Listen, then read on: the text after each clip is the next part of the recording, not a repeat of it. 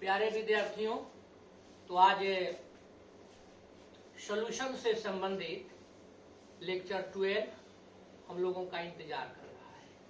तो आइए इसके इंतजार को खत्म करें हम लोग और लेक्चर 12 में काम शुरू किया जाए।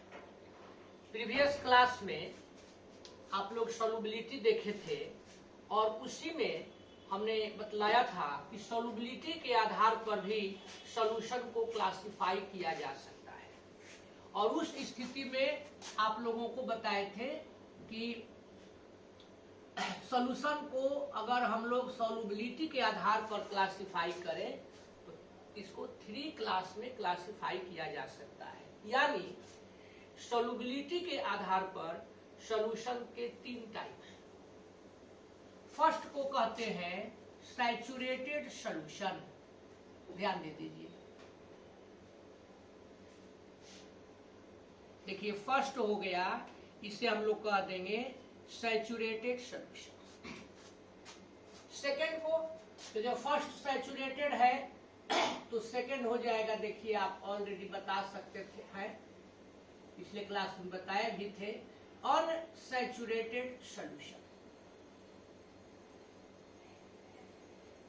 और इसी तरह से एक और हो जाता है जिसे हम लोग नाम दे देते हैं सुपर सैचुरेटेड सॉल्यूशन।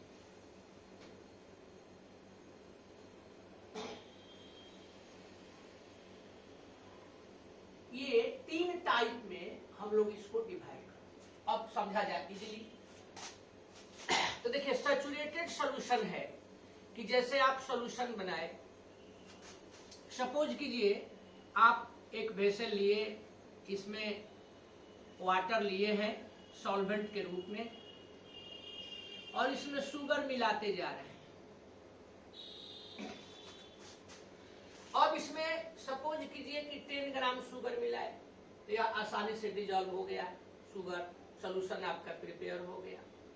20 ग्राम मिलाए फिर भी डिजॉल्व हो गया, 50 ग्राम मिलाए फिर भी डिजॉल्व हो गया।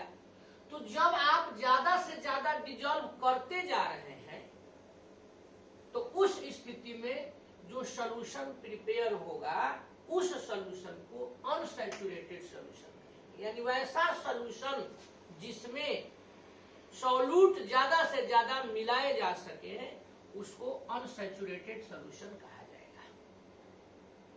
और जब एक लिमिट आ जाए, जैसे मान लीजिए कि आप शुगर का एक अमाउंट, मैक्सिमम अमाउंट ले लिए, अब उससे अधिक शुगर नहीं मिल पा रहा है, अब डाल रहे हैं तो डिजॉल्व नहीं हो रहा है, अब इसकी डिजॉल्विंग कैपेसिटी कम खत्म हो गई, तो वहां पर वह जो सॉल्यूशन प्राप्त होगा उस सॉल्यूशन को सैचुरेटेड सॉल्यूशन कहेंगे। यानी वैसा सॉल्यूशन जिसमें और अधिक सॉल्यूट डिजॉल्व नहीं किया जा सके तो उसको सैचुरेटेड सॉल्यूशन, और यदि डिजॉल्व किया जा सके तो उसको अनसैचुरेटेड सॉल्यूशन कहते हैं। भोजन आप किए, मान लीजिए आपने खूब इच्छा भर भोजन कर लिया, अब आपको कुछ भी यहाँ तक पूरा अपना भर लिए हैं, अब आप एक बूंद पानी भी नहीं ले सकते, एकदम फुल्ली हो गया, तो उसको कहा जाएगा कि आप सैचुरेटेड हो गए। और अभी कुछ खाए हैं, 2 रोटी खाए हैं और कुछ दे सकता है, यानी आप और भी ले सकते हैं, ग्रहण कर सकते हैं, तो उसको कहा जाएगा कि यह अनसैचुरेटेड है। क्लियर हुआ? तो चलिए लिख लिया जाए, a solution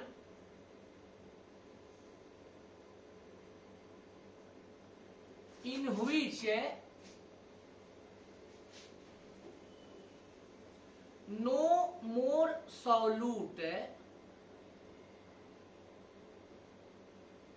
can be dissolved at the same temperature and pressure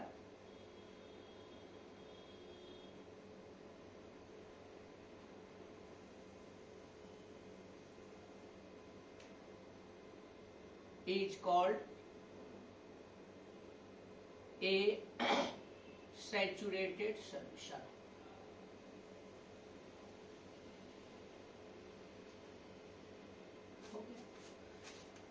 अब सॉल्यूशन के बाद आपको नेक्स्ट में लेकर के चलना था ये अनसैचुरेटेड सॉल्यूशन। इसका भी हम समझा ही चुके हैं, केवल ये नो हटा देना है। ए solution in which more solute can be dissolved at the same temperature। बस अब सारा चीज वही है, same temperature is called unsaturated solution।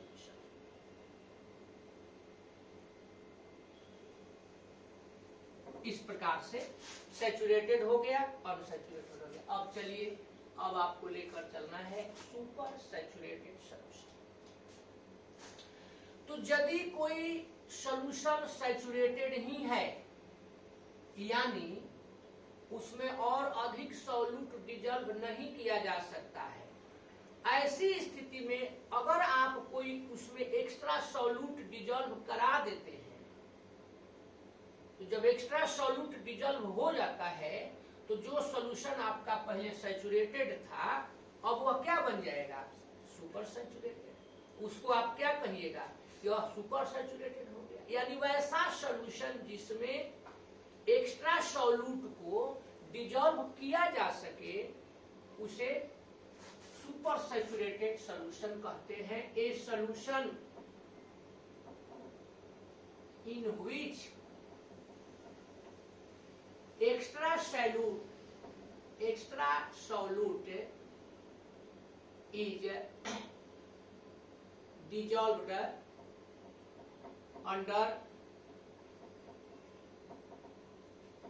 high temperature of pressure is called a super saturated solution.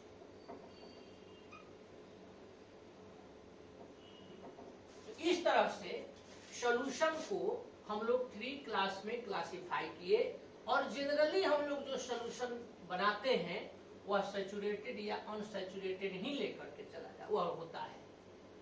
अब लेकर के आप क्या चलिएगा, बोलिए, बता चुके हैं।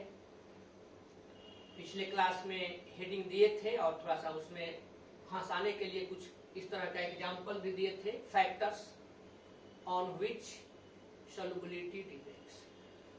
तो factors on which solubility depends में आप लोग पढ़े थे कि 3 तरह के फैक्टर सॉल्युबिलिटी को, मुख्य रूप से 3 तरह के फैक्टर सॉल्युबिलिटी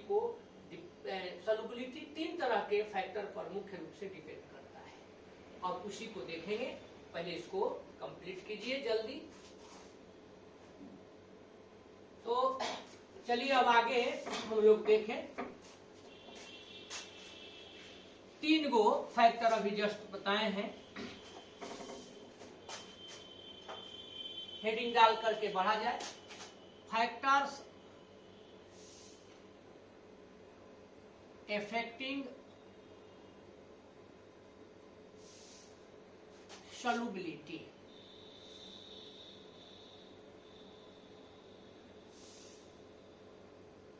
यही हम लोगों को लेकर चलना है।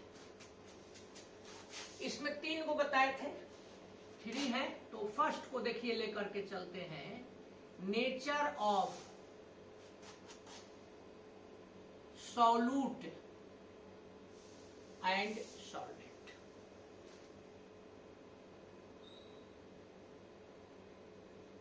ध्यान दीजिए, कल भी कहे थे सॉल्यूट और सॉल्वेंट के नेचर पर, चाहे कोई भी आप वर्क करते हैं तो उसमें उस वर्क को करने वाले का जो नेचर होता है उस पर वह वर्क प्रभावित होता है।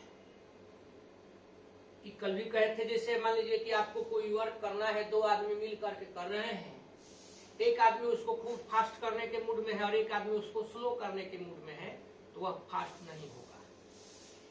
या दोनों आदमी अगर अगर दोनों आदमी स्लो करने के मूड में है तो स्लो होगा, दोनों आदमी फास्ट करने के मूड में है तो फास्ट होगा, यानी इफेक्ट पड़ेगा। तो ऐसे ही जो सॉल्यूट और सॉल्वेंट होते हैं, तो उस सॉल्यूट और सॉल्वेंट के नेचर का सॉल्युबिलिटी पर काफी प्रभाव पड़ता है। अब नेचर में जानिए कि पोलर और नॉन पोलर नेचर से मतलब है। अगर पोलर सॉल्यूट है तो वह पोलर सॉल्वेंट में ही डिजॉल्व होता है, और यदि नॉन पोलर सॉल्यूट है तो आप देखिएगा कि वह जनरली नॉन पोलर सॉल्वेंट में ही डिजॉल्व होता है, यानी उनका नेचर एक दूसरे के जैसा रहना चाहिए। पोलर है तो वह पोलर के साथ होगा, नॉन पोलर है तो नॉन पोलर के साथ होगा। इसको कहते हैं लाइक डिजॉल्व्स लाइक, अर्थात लाइक जो दोनों होंगे वही डिजॉल्व होंगे। लाइक डिजॉल्व्स लाइक का मतलब हुआ कि polar solute dissolves in polar solvent, non polar solute dissolves in non polar solvent. अब ये जाने हम लोग ऐसा क्यों होता है।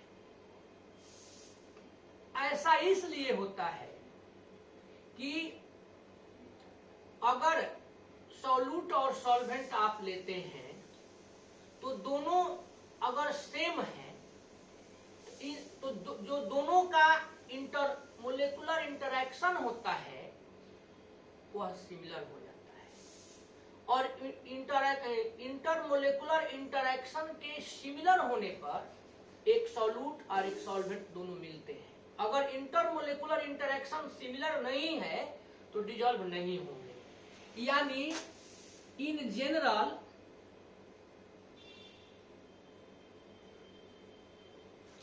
ए पोलर सॉल्यूट चाहे a solute dissolves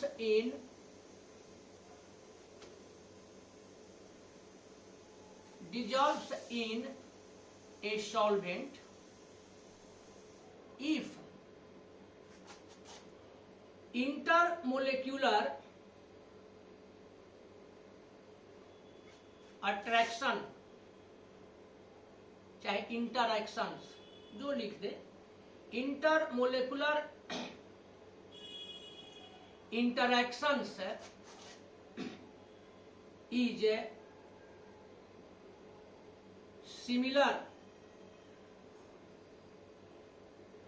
between the two।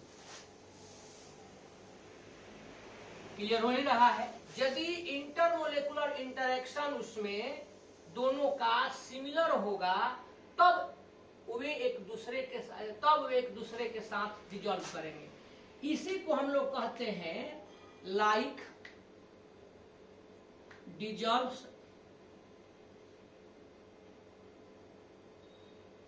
Like, like dissolves like, अर्थात एक दूसरे के जैसा होगा तभी डिजॉल्व होगा। और एक दूसरे के जैसा होने का मतलब क्या हुआ? एक दूसरे के जैसा होने का मतलब हुआ कि पोलर सॉल्यूट जो भी होगा वह डिजॉल्व होगा इन पोलर सॉल्वेंट्स। इसी प्रकार से इसमें और आ जाएगा अगला, non polar solute dissolves in non-polar solvents। Clear? अब एग्जांपल हम लोग ले लें और इसको एग्जांपल को समझने के पहले आप ये जानिए कि पोलर और नॉन पोलर क्या है। केमिकल बॉन्डिंग में आप इसको पोलर और नॉन पोलर के बारे में विस्तार से डिस्कस किए थे। तो पोलर और नॉन पोलर को हम लोग समझें, जनरली शॉर्ट में इसको अब हम बताएंगे। यहाँ पोलर का मतलब होता है कि जिसमें पार्शियली चाहे कंप्लीटली, पोलर का मतलब हुआ चार्ज।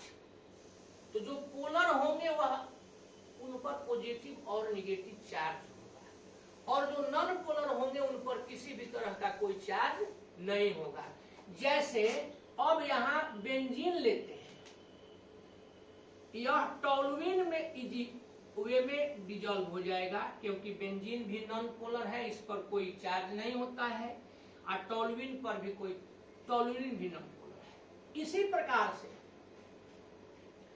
आप नेफ्थैलीन लेते हैं, तो नेफ्थैलीन भी बेंजीन में डिजॉल्व हो जाता है। आप एंथ्रासिन लेते हैं, यह भी बेंजीन में डिजॉल्व हो जाता है, क्योंकि यह दोनों ही नॉन पोलर है।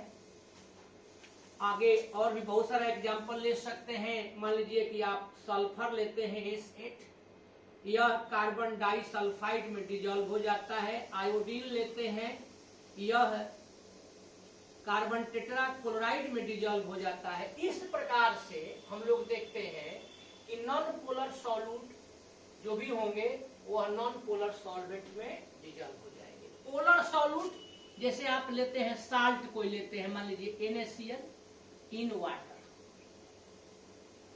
तो वाटर में NaCl पर भी Na+Cl-, वाटर पर भी H+OH-, तो दोनों पोलर है। आप HCl लेते हैं, चाहे कोई एसिड लेते हैं, वह भी वाटर में डिजॉल्व हो जाता है, H+Cl- पोलर हो गया। तो जो भी होंगे पोलर, जो भी होंगे सॉल्यूट, वह पोलर सॉल्वेंट में डिजॉल्व हो जाएंगे। नॉन पोलर जो भी सॉल्यूट होंगे वह नॉन पोलर सॉल्वेंट में डिजॉल्व हो जाएंगे। अल्कोहल भी वाटर में डिजॉल्व हो जाता है। तो इस प्रकार से हम लोग देखें, फर्स्ट फैक्टर हुआ कि nature of solute and solvent, और इसमें आपने देखा कि एक सॉल्यूट डिजॉल्व इन सॉल्वेंट कब, तो जब उनका जो इंटरमोलिकुलर इंटरेक्शन होगा वह सिमिलर होगा, यानी इस आधार पर कह सकते हैं लाइक डिजॉल्व्स लाइक, अर्थात polar solute dissolves in polar solvent and non polar solute dissolves in non polar solvent. अब लेकर के चलना है इफेक्ट ऑफ टेम्परेचर, इसको विस्तार से हम लोग देखें तो आगे बढ़ते हैं इफेक्ट ऑफ टेम्परेचर की तरफ। ध्यान दीजिए,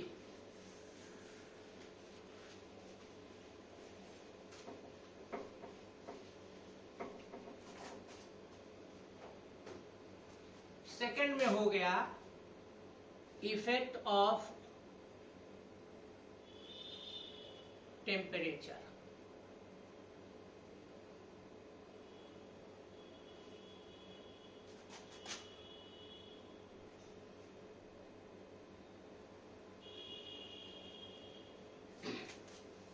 चलिए ध्यान दिया जाए। अब इफेक्ट ऑफ टेम्परेचर को हम लोग जानेंगे। टेम्परेचर हीट के आधार पर केमिकल रिएक्शन को यदि आप डिवाइड करेंगे, प्रोसेस को आप केमिकल डिवाइड करेंगे, तो ये दो तरह का होता है। एक को आप कहते हैं एंडोथर्मिक प्रोसेस। यहाँ पर देखिए हम लोग ले लिए, फर्स्ट हो गया एंडोथर्मिक प्रोसेस, और दूसरा होता है, इसको आप कहते हैं एक्सोथर्मिक प्रोसेस। एंडोथर्मिक प्रोसेस किसको कहते हैं? तो जिस प्रोसेस में हीट की जरूरत होती है उसको हीट रिक्वायर्ड प्रोसेस, और एक्सोथर्मिक प्रोसेस एक्सेस होता है, हीट रिलीज होता है, तो यहां पर कहेंगे यह हीट रिलीज्ड प्रोसेस है। तो ये दो प्रकार के प्रोसेस होते हैं, ध्यान दीजिए, इस पर चलना है। और ये हम लोग विस्तार किए थे 11th में। आप एक टॉपिक पढ़े थे ली चैटेलियर्स प्रिंसिपल, देख लीजिए यहाँ पर ली चैटेलियर्स, यहाँ हम लोग ले लिए थे प्रिंसिपल। तो ली चैटेलियर्स प्रिंसिपल को लेकर के हम लोग उस समय इस एंडोथर्मिक को और एक्सोथर्मिक को समझे थे। थोड़ा थोड़ा सा क्लियर करते हैं, ध्यान दीजिए। एंडोथर्मिक प्रोसेस जो होगा उसमें क्या होगा, हीट रिक्वायर्ड होगी। जैसे सॉल्यूट लेंगे, उसके साथ सॉल्वेंट मिलाएंगे और दोनों को मिलाने के बाद उसको हीट चाहिए, और जब हीट मिल जाएगा तब सॉल्यूशन प्राप्त होगा। अब यहाँ ऑलरेडी इस सॉल्यूशन को प्रिपेयर करने में हीट की जरूरत पड़ रही है, हीट को ग्रहण करना पड़ रहा है, हीट लेना पड़ रहा है। तो चूंकि यहाँ आप हीट को एब्जॉर्ब कर रहे हैं, तो इसलिए अगर आप टेम्परेचर को इंक्रीज करेंगे तो ऐसी स्थिति में सॉल्युबिलिटी इंक्रीज हो जाएगी।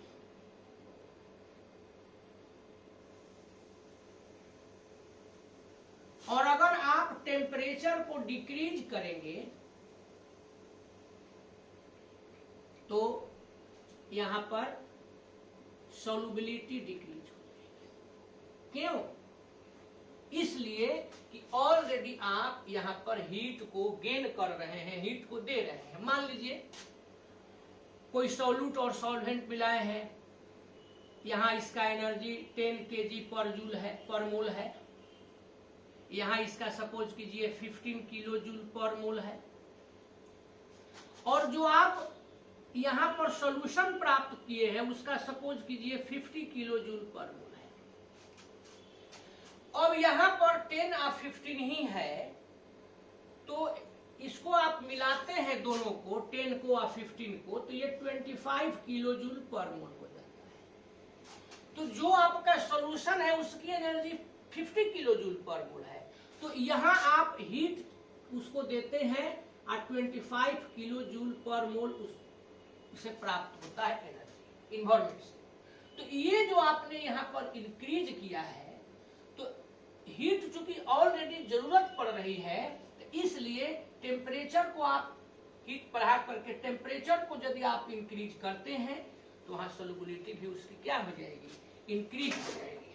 और इसी तरह से यदि टेम्परेचर को डिक्रीज करते हैं तो सॉल्युबिलिटी भी वहां पर डिक्रीज हो जाएगी। तो ये रहा इफेक्ट ऑफ टेम्परेचर, इसका एंडोथर्मिक। एक्सोथर्मिक में क्या होता है, देखिए कि सॉल्यूट लेते हैं, सॉल्वेंट लेते हैं, दोनों को जब आप मिलाते हैं तो सॉल्यूशन प्रिपेयर होता है और उसमें कुछ न कुछ हीट रिलीज होता है, हीट निकलती है। अब यहाँ उल्टा काम हो रहा है। मान लीजिए यहाँ 10 किलो जूल पर मोल इसका एनर्जी है, यहाँ पर सपोज कीजिए 15 किलो जूल पर मोल इसका एनर्जी है। तो यहाँ पर 20 किलो जूल पर मोल इसकी एनर्जी इसको चाहिए। ऐसी स्थिति में ये आप दोनों मिलाते हैं तो 25 किलो जूल पर मोल होता है। यहाँ केवल 20 है तो यहाँ 5 किलो जूल पर मोल चाहिए। यहाँ क्या होता है, क्लियर हो रहा है ना? यहाँ क्या होता है कि ऑलरेडी जितना सॉल्यूट और सॉल्वेंट की एनर्जी है, जब आप रिएक्शन कराते हैं तो उससे कम हीट एनर्जी उसके पास रहती है सॉल्यूशन के पास। इसलिए वहां रिएक्शन के दौरान हीट रिलीज होता है। ऐसी स्थिति में जब हीट रिलीज हो जाता है तो चूंकि ऑलरेडी हीट बाहर निकल रहा है, अब ऐसी स्थिति में आप टेम्परेचर को इंक्रीज कीजिए, तो पहले ही से इंक्रीज हो रहा है, पहले से निकल रहा है, तो टेम्परेचर को जब आप इंक्रीज करिएगा तो चूंकि पहले से ही उसमें से हीट निकल रहा है, इसलिए सॉल्युबिलिटी क्या हो जाएगा, डिक्रीज हो जाएगा। और इसी तरह से जब आप टेम्परेचर को डिक्रीज करिएगा, तो टेम्परेचर को डिक्रीज करिएगा तो सॉल्युबिलिटी इसका क्या हो जाएगा, इंक्रीज हो जाएगा। तो ये दोनों पॉइंट क्लियर हुआ है, समझ में आया? बहुत कुछ नहीं है। एंडोथर्मिक है यानी आप उसको हीट दे रहे हैं, तो चूंकि वह हीट गेन कर रहा है, हीट ले रहा है, तब सॉल्यूशन बन रहा है। इसलिए अगर आप टेम्परेचर बढ़ाते हैं तो उसकी सॉल्युबिलिटी बढ़ेगी, टेम्परेचर घटाते हैं तो सॉल्युबिलिटी घटेगी। आज यदि वह हीट ऑलरेडी अपना ही से रिलीज कर रहा है तो ठीक इसके उल्टा हो जाएगा। टेम्परेचर को बढ़ाइएगा, सॉल्युबिलिटी कम हो जाएगा, टेम्परेचर को घटाइएगा, सॉल्युबिलिटी बढ़ जाएगी। तो ये हुआ इफेक्ट ऑफ टेम्परेचर। अब लेकर के चलना है, नेक्स्ट है इफेक्ट ऑफ प्रेशर।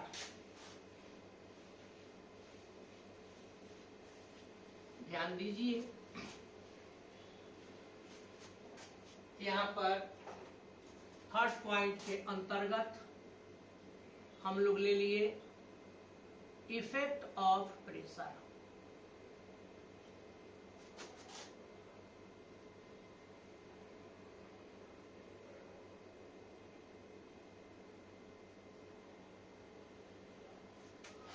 अब इसको समझने के पहले हम दो पार्ट में डिवाइड कर देते हैं। देखिए, इफेक्ट ऑफ प्रेशर यहां पर हम लोग ले लिए on solid and liquid solute.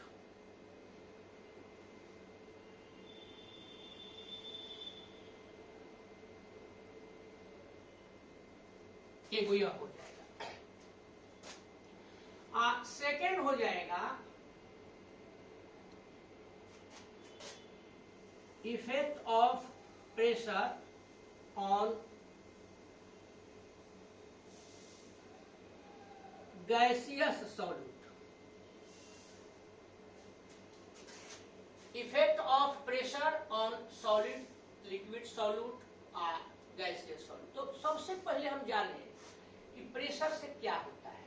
जरा सॉलिड के और लिक्विड के देखिए। मान लीजिए कि कोई सॉलिड पार्टिकल लिए हैं और सॉलिड सबस्टांस लिए हैं, तो सपोज कीजिए उसके पार्टिकल्स इस प्रकार से,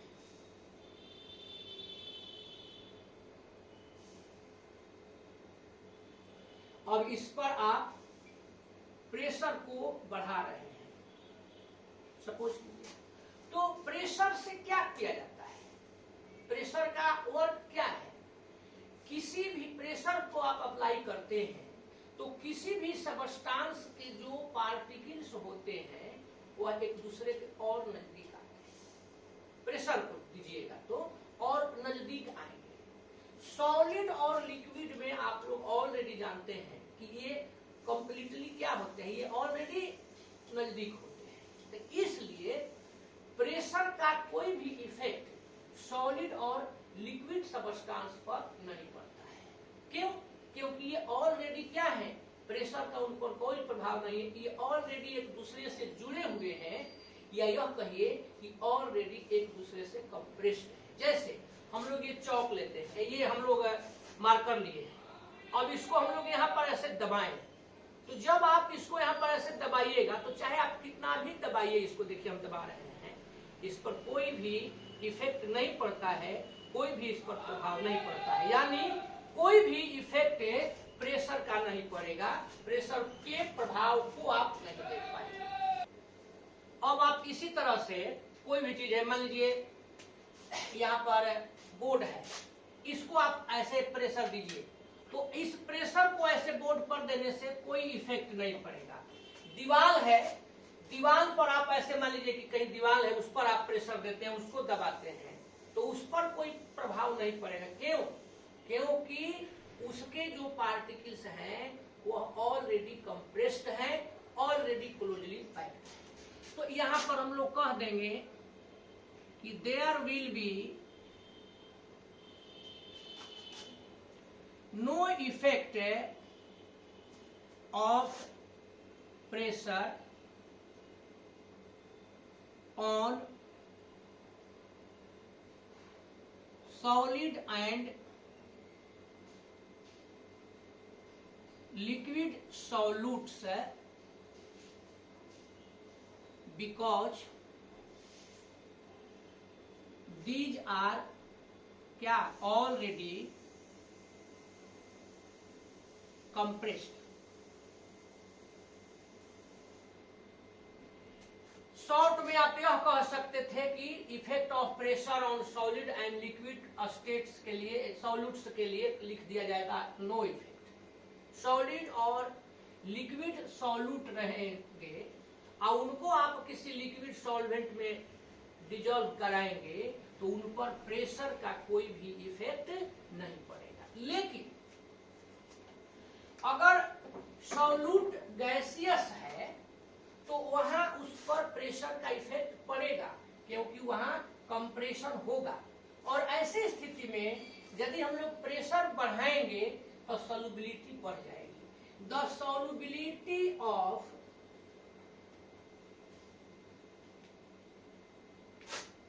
एनी गैस जो कि सॉल्यूट का काम करेगा in a particular liquid solvent